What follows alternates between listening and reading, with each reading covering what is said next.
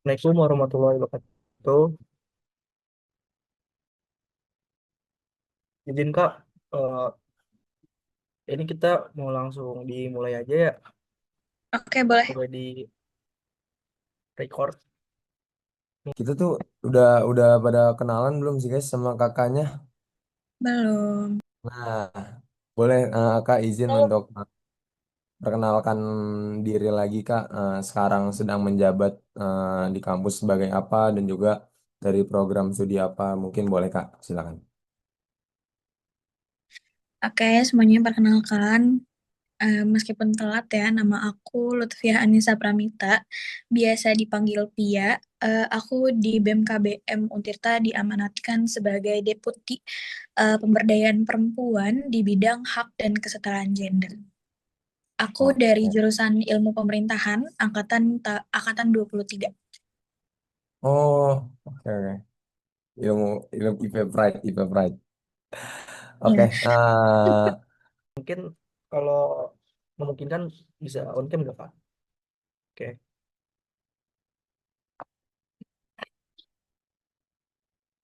sebenarnya Kak kita dari eh, kelompok ini ya, kelompok satu nih dari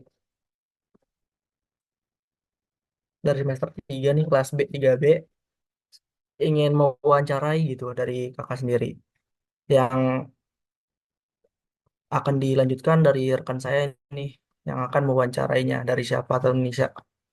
Boleh dilanjutkan siapa atau Indonesia?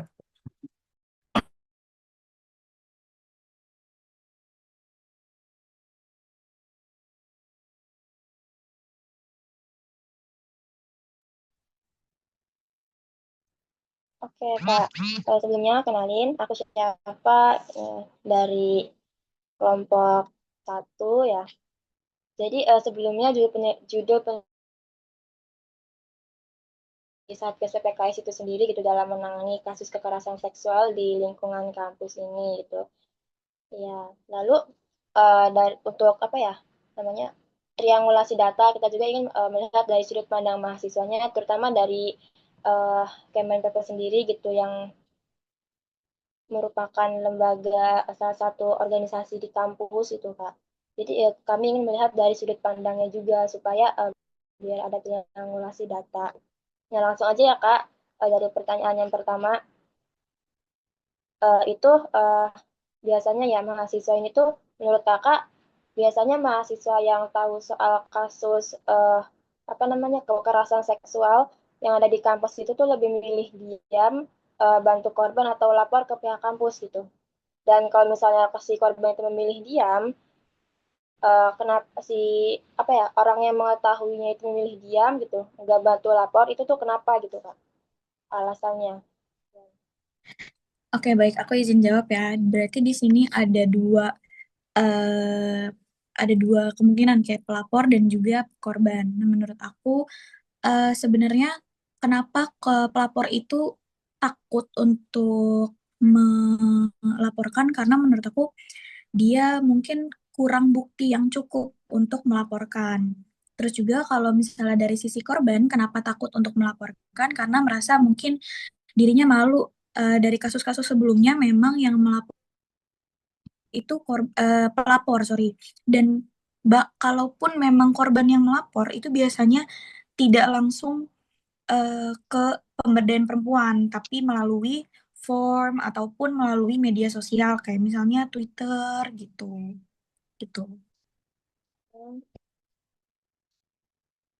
Terus Kak, maaf ini, kalau misalnya Kakak nih ngebayangin gitu ada di posisi korban, terus apakah Kakak ini tuh ngerasa aman gitu buat ngelaporin ke pihak Satgas PPK sendiri buat atau lembaga kampus lainnya itu untuk menangani permasalahan tersebut? Kalau iya, kenapa? Dan kalau enggak itu kenapa?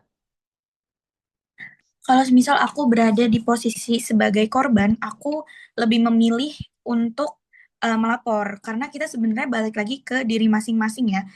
Banyak memang pelapor ataupun korban yang takut untuk speak up ini karena malu kepada dirinya sendiri ataupun takut karena ada ancaman-ancaman tertentu. Kalau misalnya diri aku sendiri, aku akan melapor. Kenapa? Karena sistem-sistem yang sudah dijelaskan oleh Satgas PPKS ataupun pemberdayaan perempuan bahwa jika ada pelaporan lewat form ataupun lewat website, itu nama akan dianonimuskan gitu. Jadi menurut aku itu termasuk ruang aman gitu untuk pelapor ataupun korban.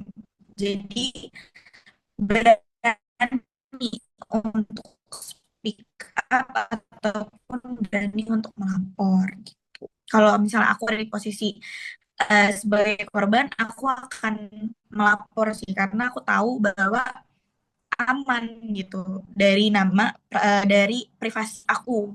Misalnya kayak nomor. Terus Kak, dalam menangani kasus tersebut, menurut Kakak pihak pada korban belum? Dan pendampingannya itu biasanya apa aja yang Kakak ketahui yang dilakuin sama Satgas? Oke, izin jawab. Jadi kalau misalnya dari pihak aku kan sebagai pemberdayaan perempuan ya dari BMKBM, cara penanganannya itu adalah pertama korban ataupun pelapor ini melapor lewat Puan First atau salah satu program dari BMKBM. Nanti dari situ kita akan cari tahu bagaimana kronologinya dan lain-lain sebagainya. Uh, Boleh diulang nggak tadi pertanyaannya? Biar lebih jelas. Sorry.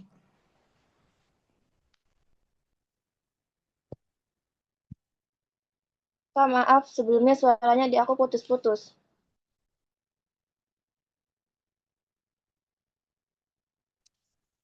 Boleh diulang pertanyaannya dulu? Ada nggak suaranya?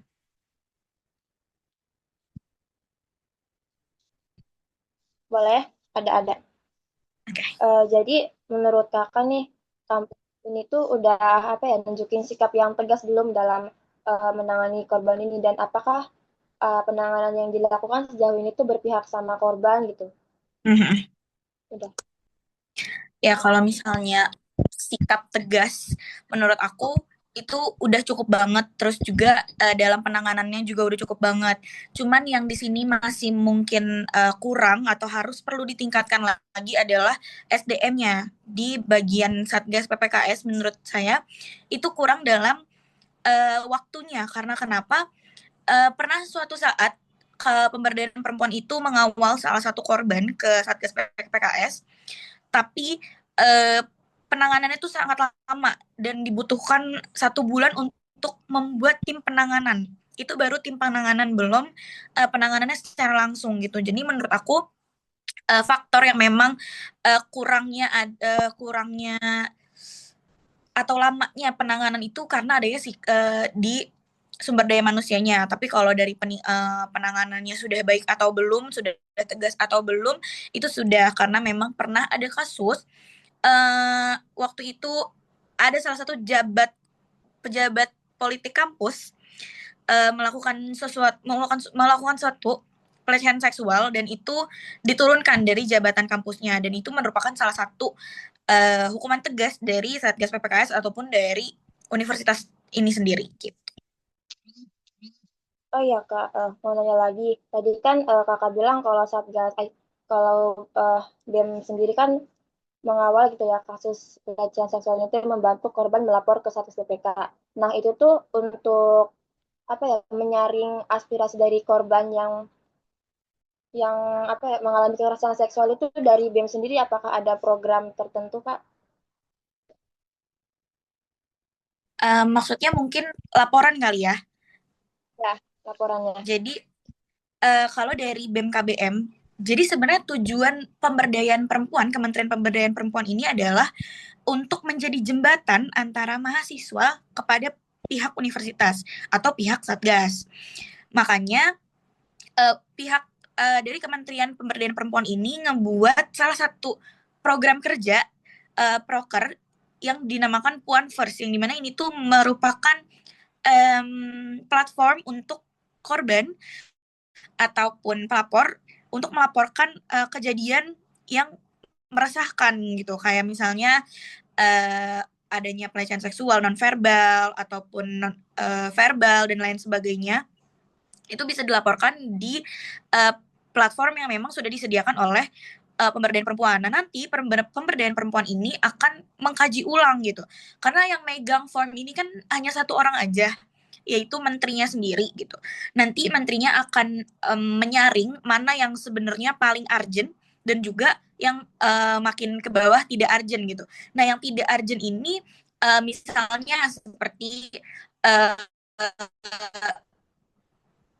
diputusin cintanya gitu, bahkan kita sampai ke situ pun, atau bahkan stres karena tugas pun, Puan Tirta atau Kementerian Pemberdayaan Perempuan ini menangani hal tersebut gitu. Cuman kalau misal memang sudah harus dibawa ke ranah hukum, itu diutamakan. Dan juga kalau misal korbannya ini tidak ingin pribadinya terungkap, kita bisa membawa kronologinya saja gitu. Nah, nanti akan ditindaklanjuti oleh Satgas PPKS ataupun dengan pemberdayaan perempuan. Dan pernah ada kasus juga korbannya ingin juga dibawa ke ranah hukum masalahnya, dan korbannya ini dibawa oleh pemberdayaan perempuan, dikawal oleh pemberdayaan perempuan, dan juga Presma, Wapresma itu dibawa ke Satgas PPKS untuk ditanya gitu, gimana maunya, bagaimana, terus juga harus bagaimana gitu. Karena kita tidak bisa memutuskan dari satu pihak saja, kita harus menentukan keputusan dari pihak korban juga gitu. Itu sih menurut jawaban aku.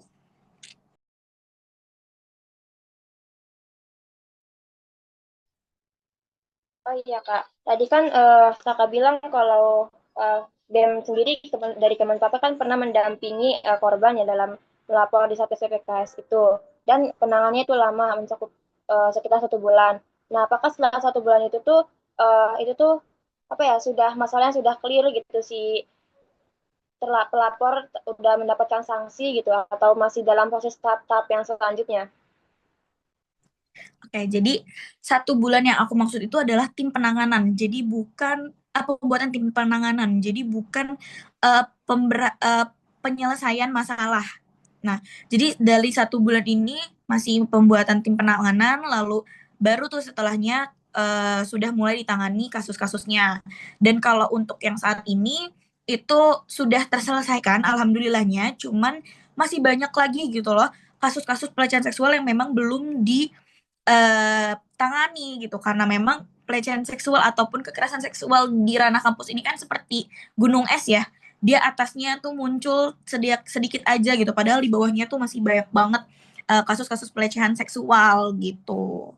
Jadi kalau dibilang berhasil yang kasus aku sebut tadi itu sebenarnya sudah berhasil, cuman masih banyak banget gitu loh kasus-kasus pelecehan seksual.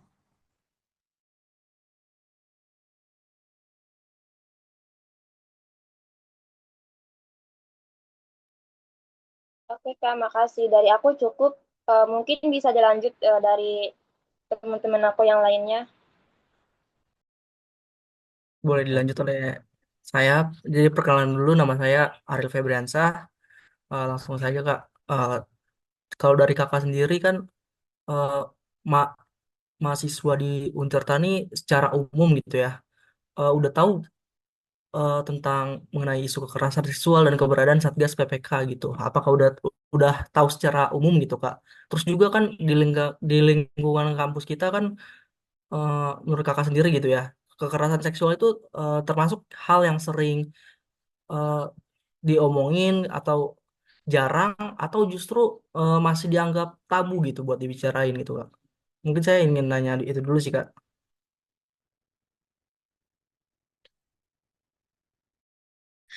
Oke, yang pertama ini kan udah tahu secara umum atau belum tentang isu ya. Kalau dari pandangan aku, sebenarnya mahasiswa-mahasiswa Untirta ini harusnya juga udah tahu tentang isu-isu perempuan. Karena kenapa?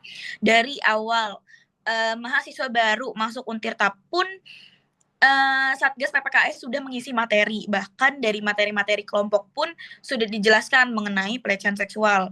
Maka dari itu harusnya mahasiswa-mahasiswa Untirta ini terbuka secara pikirannya, open minded mengenai isu-isu kekerasan perempuan. Tapi masih banyak di kalangan mahasiswa ini yang masih bodoh amatan terkait pelecehan seksual, bahkan bisa menjadi pelaku gitu.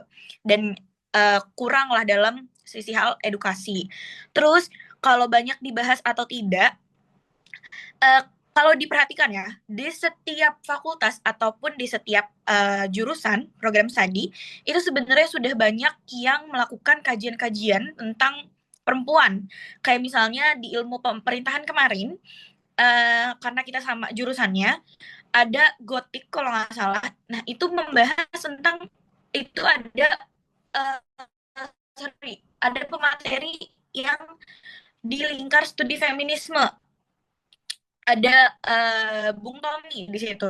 Nah, disitulah pembahasan contoh pembahasan yang memang harusnya mahasiswa Untirta terbuka tentang isu-isu perempuan gitu. Dibilang masih tabu atau memperjuangkan tentang perempuan.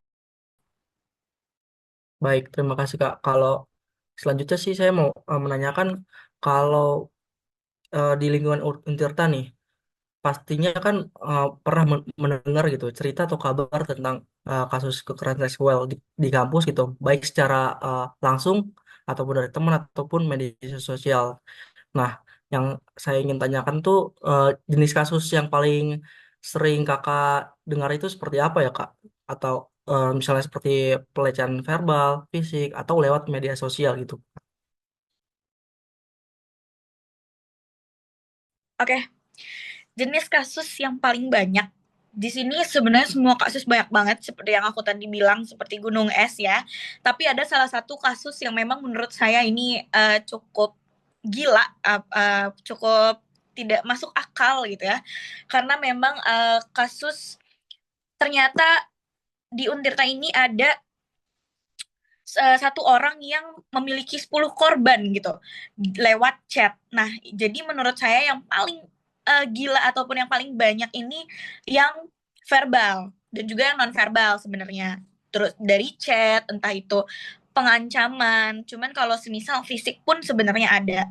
Tapi menurut aku sebagai pemberdayaan perempuan, dari kasus-kasus yang memang sudah masuk, itu yang paling banyak adalah yang verbal dan juga yang non verbal gitu. Baik Kak, terima kasih. Mungkin dari rekan saya ada tambahan gitu. Baik. Mungkin aku nanyanya nggak akan yang banyak-banyak juga Kak. Oh ya sebelumnya perkenalkan juga aku Muhammad Kosuta Gifari. Aku dari program studi ilmu pemerintahan. Aku angkatan 2024. Aku izin bertanya ya Kak. Paling nggak terlalu banyak. Kan kita tuh udah sama-sama tahu lah. Mungkin entah itu kampus yang berkolaborasi dengan Satgas PPK itu selalu masif dalam membuat agenda untuk diadakannya entah itu seminar ataupun pencerdasan mungkin. Nah, cuman eh, ketika memang hal itu sudah dilakukan, eh, justru masih banyak. Tadi kan kakak juga sempat bilang bahwa lambatnya tim untuk dibuatnya tim penanganan apa ketika memang terjadinya kasus pelecehan seksual. Nah, apakah menurut kakak sendiri nih selaku deputi di Kementerian eh, Perempuan, apakah justru Satgas PPK ini yang berkolaborasi dengan kampus Untirta hanya melakukan seminar atau pencerdasan itu hanya sebagai kayak ya buat nuntasin eh, ini aja gitu, buat nuntasin tupoksi mereka yang memang di dalam bagian Satgas PPK atau justru ingin ya benar-benar ingin mencerdaskan para mahasiswa ataupun mahasiswi dalam penanganan kasus kekerasan seksual. Sok, mangga Kak, boleh dijawab. Oke, baik, aku ingin jawab ya. Jadi sebenarnya tujuan awal daripada Satgas PPK ini hadir adalah untuk em, penanganan, pencegahan yang ada di Universitas Sultan Ageng Tirtayasa ini. Dan ini tuh menjawab ataupun merespons daripada Permendikbudristek di tahun 2021 Permendikbudristek nomor 30 tahun 2021 tentang penanganan dan juga pencegahan kekerasan seksual di perguruan tinggi. Jadi sebenarnya Satgas PPK ini tidak ada kewajiban untuk mencerdaskan ataupun untuk mengedukasi, untuk mengedukasi dalam pelecehan seksual, tapi untuk pencegahan ataupun penanganan. Tapi karena ada pencegahan di dalam situ, maka Satgas PPK ini mencerdaskanlah masyarakat Untirta untuk mencoba mencegah daripada hal-hal yang tidak diinginkan. Makanya kenapa masih banyak yang tabu ataupun masih banyak yang belum terbuka pikirannya mengenai hal ini, ya karena memang dari diri sendirinya itu tidak ada rasa ingin untuk untuk lebih open minded gitu terhadap pelecehan seksual ataupun kekerasan seksual, yang padahal Satgas PPKS ini tuh udah mencoba berbagai cara untuk mencegahnya, bagaimana dengan pencerdasan dan lain-lainnya. Menurut saya bukan hanya untuk menggugurkan kewajibannya aja sebagai Satgas, tetapi memang kurangnya minat dari mahasiswa ataupun dari masyarakat universitasnya. Baik, Gitu. baik. Oke. Nah, mungkin sama ini Kak terakhir. Kayak kakak punya harapan atau saran kakak terhadap eh, apa namanya saran ataupun harapan ke mahasiswa ataupun mahasiswi terhadap Satgas PPK mengenai sistem penanganan kekerasannya untuk meningkatin kepercayaannya ada nggak Kak? Dikarenakan eh sebelumnya aku juga kan kemarin aku kan terbagi masuk ke dalam bagian Hima IP yang kemarin pun ikut ke dalam diskusi bersama Bung Tommy dan juga Wapresma dan juga Wakil Ketua Umum Hima IP yang memang pada saat itu pembahasannya mengenai kekerasan seksual. Nah, eh, saya pun beranggapan gitu bahwa eh, ini aja yang emang bukan ranahnya, maksudnya ini aja yang bukan Satgas PPK, yang memang sesama mahasiswa, mereka masih, apa ya, mereka masih tabu gitu, mereka masih takut kepercayaannya, masih masih kurang kepercayaannya untuk bisa entah itu sharing ataupun ngelapor, dan bahkan gak hanya di satu ini aja, pemerintah Hima IP itu pernah ngebuat diskusi, bahkan pas progresif pun ketika memang mau ada rangkaian ospek jurusan itu dari panitia itu udah membuat materi mengenai kekerasan seksual yang sudah diisi sama kepala UPABK yaitu itu pada saat itu Ibu Evi yang untuk tujuannya mengedukasi teman-teman mahasiswa baru untuk lebih paham mengenai kekerasan seksual. Tapi pada saat saya lihat diskusinya justru masih banyak mahasiswa ataupun mahasiswa yang saya rasa itu takut atau kurang percaya untuk bisa melaporkan ataupun sharing hal-hal tersebut karena mereka ketika memang mereka mengeluarkan opini tersebut mereka akan dipojokkan, mereka akan seperti dicap perempuan yang tidak benar, terus juga laki-laki yang tidak benar. Nah, kakak punya nggak gitu harapan ataupun saran terhadap mahasiswa lain untuk tadi yang kakak bilang juga kakak singgung juga untuk bisa lebih open minded kayak gitu mungkin kak, jelas kiranya kak? Oke. Oke, jelas banget ya. Jadi di sini adalah berarti pendapat aku ya terkait bagaimana harapan aku terhadap Satgas PPKS gitu, atau Satgas PPK sekarang. Jadi harapan aku adalah untuk meningkatkan kepercayaannya itu lebih aktif di media sosial, karena sekarang kan zaman digitalisasi ya. Susah kalau misalnya Satgas PPKS isi materi terus menerus yang bahkan nanti yang datang dalam proker gitu, dalam seminar bahkan itu orangnya itu lagi, orang-orang yang memang minat lagi kepada eh, kasus-kasus perempuan atau isu-isu perempuan gitu.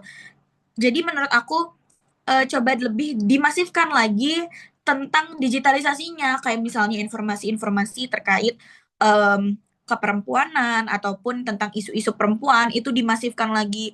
Jadi tersebar luas gitu loh. Tidak hanya yang open mind tuh tidak hanya orang-orang yang memang datang ke acara-acara tentang keperempuanan. Kayak misalnya ada acara kemarin yang gotik yang datang misal hanya 40 orang, yang open mic tuh hanya 40 orang itu gitu loh. Ada lagi acara lagi gitu yang datang 40 orang itu lagi gitu. Nanti yang open mind yang terbuka pikirannya hanya orang-orang itu lagi. Jadi menurut saya lebih dimasifkan lagi digitalnya ataupun medianya gitu agar mahasiswa-mahasiswa tuh dapat informasi yang lebih banyak dari Satgas PPKS ini. Terus juga gimana cara meningkatkan kepercayaan kepada mahasiswanya, yaitu menurut saya adalah coba salah satu kasus yang memang berhasil gitu tanpa adanya tersebar luaskan privasi dari korban gitu. Jadi kan memantik gitu loh untuk korban-korban selanjutnya. Oh, berarti aman nih kalau semisal aku lapor ke Satgas PPKS. Oh, ternyata gini nih gitu. Jadi kayak apa ya? Kayak testimoni gitu loh. Jadi orang-orang tuh yang memang ngerasa aduh kayaknya nggak aman nih kalau misalnya lapor gitu, malu gitu. Tapi karena dia tahu oh ternyata aman ya gitu. Nah, itu bisa menjadi pemantik untuk si korban ataupun pelapor bahwa laporan itu aman gitu. Dan juga dimasifkan mengenai kalau misal lapor ke kita itu aman. Jadi ditingkatkan lagi lah media-media informasinya gitu menurut aku, kalau dari aku kayak gitu. Oke, makasih banyak Kak atas jawabannya yang benar-benar mindful banget, keren banget. Mungkin selanjutnya ada sedikit pertanyaan lagi dari rekan saya, mungkin boleh silakan. Terima kasih ya Kak. Oke, makasih sebelumnya kenalin aku Ica, Kak. Jadi, berarti menurut Kakak tuh sistem atau tata kelola kampus tuh sekarang udah cukup berpihak belum sih sama korban dan upaya pencegahan kekerasan seksual di kampus tuh? Oke, cukup menarik pertanyaannya. Jadi kalau untuk pencegahan dari tata kelola kampus itu menurut aku belum terlalu baik. Misal di kampus Pakupatan, dulu itu toilet di gedung B antara perempuan dan laki-laki itu dicampur. Ini kan menyebabkan kasus pelecehan seksual ataupun kekerasan seksual ini meningkat. Tapi alhamdulillahnya sekarang memang sudah diperbaiki lagi, perempuan di mana dan laki-laki toiletnya di mana. Dan kalau untuk di Sindang Sari, menurut saya ini yang harus benar-benar coba dievaluasi lagi, yaitu OB. OB itu di sedalam satu gedung itu cowok kan. Jadi yang membersihin toilet perempuan pun cowok gitu. Jadi pernah ada satu kasus teman saya sendiri cerita bahwa dia sedang buang air kecil di toilet gedung Sindang Sari, terus tiba-tiba ada OB laki-laki yang masuk dan beralasan untuk membersihkan, tapi membuka toilet yang sedang dipakai gitu. Itu kan menyebabkan pelecehan seksual gitu kan. Nah, menurut saya itulah yang harus dievaluasi. Tapi kalau dari segi lainnya sebenarnya sudah bagus. Tidak adanya lagi catcalling dari warga-warga kampus kayak misalnya satpam itu udah mulai kurang gitu. Mungkin dulu ada memang.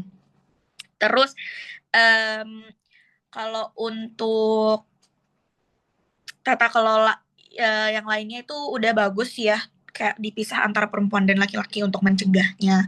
Ya itu aja sih yang aku pengen apa ya, resah aja gitu apa yang harus dievaluasi mengenai OB kampus yang harusnya kalau memang toilet perempuan ya yang bersihin perempuan aja gitu loh OB-nya gitu. Terima kasih. Lanjut ya, Kak. Kalau dari pengalaman Kakak tuh apa ya? Pas ngangkat isu kekerasan seksual tuh ada gak sih tantangan terbesarnya? Oke. Kalau tantangan terbesar dalam penanganan kasus itu adalah susah mencari informasi. Jadi ada suatu saat kasus yang kita tangani ini bukan dari laporan langsung kepada kita, tapi dari media sosial, dari Twitter. Ada salah satu korban yang speak up tentang kasus pelecehan seksual yang dia alami. Terus em, dan itu memang sangat apa ya, sangat gila lah ya kasusnya. Jadi kita mencari tahu gitu loh, ini orang siapa, dan kita mau mencari tahu, kita mau menyelesaikan gimana caranya gitu. Terus juga tantangan yang lainnya itu selain informasi, keterbatasan informasi adalah em, lamanya penanganan dari Satgas PPKS. Jadi kan pemberdayaan perempuan itu sebagai jembatan ya, jembatan dari masyarakat, sorry, dari mahasiswa Untirta ke Satgas gitu loh, agar nantinya lebih mudah untuk berkomunikasi. Tapi dari pihak dari pihak Satgasnya tuh susah untuk, sorry sorry baterai aku habis.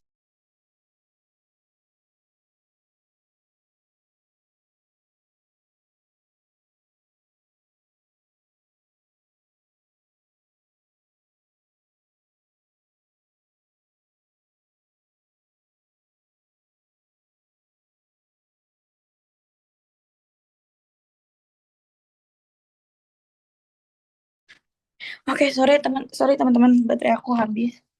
Ya, jadi eh, susahnya adalah komunikasi antara pemberdayaan perempuan dan juga Satgas PPKS gitu. Karena kan di sini aku sebagai deputi pemberdayaan perempuannya ya, bukan sebagai pribadi gitu. Jadi yang pertama adalah keterbatasan informasi dari korban, karena memang kan kita anonimus ya. Terus juga uh, keterbatasan komunikasi dari pihak pemberdayaan perempuan dan juga pihak universitas, dan juga lamanya penanganan dari pihak Satgas gitu. Karena pemberdayaan perempuan ini tidak bisa menangani sampai kepada ranah hukum, karena kita tidak punya wewenang ke arah sana gitu. Jadi kalau misal memang ada kasus yang sangat berat gitu yang mengharuskan kita ke ranah hukum, ya kita nggak bisa berbuat langsung gitu. Jadi kita harus benar-benar ke Satgas PPKS. Nah, yang susahnya itu adalah komunikasinya. Jadi lama gitu.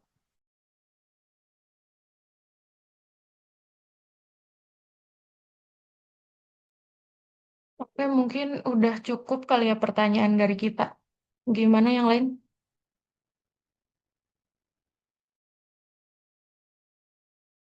Cukup, cukup, cukup, cukup. Cukup. Kenapa ini? Ki, Ki, Ki, semua manggil Ki, Ki.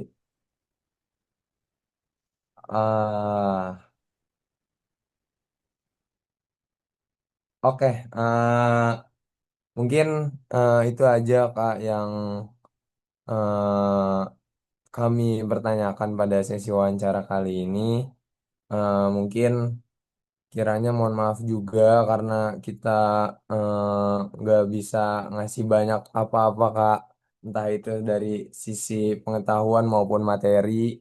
Eh, kita benar-benar terima kasih banget, kita apresiasi banget Kakak udah mau meluangin waktunya buat bisa sharing nih ke kita nih mengenai kekerasan seksual yang justru ini seharusnya menjadi poin penting gitu yang harusnya di apa ya dipahami sama semua mahasiswa kayak gitu. Ya, mungkin itu aja Kak dari kami. Kurang lebihnya mohon maaf. Kalau misalnya ada salah-salah kata, mungkin itu aja. Wassalamualaikum warahmatullahi wabarakatuh.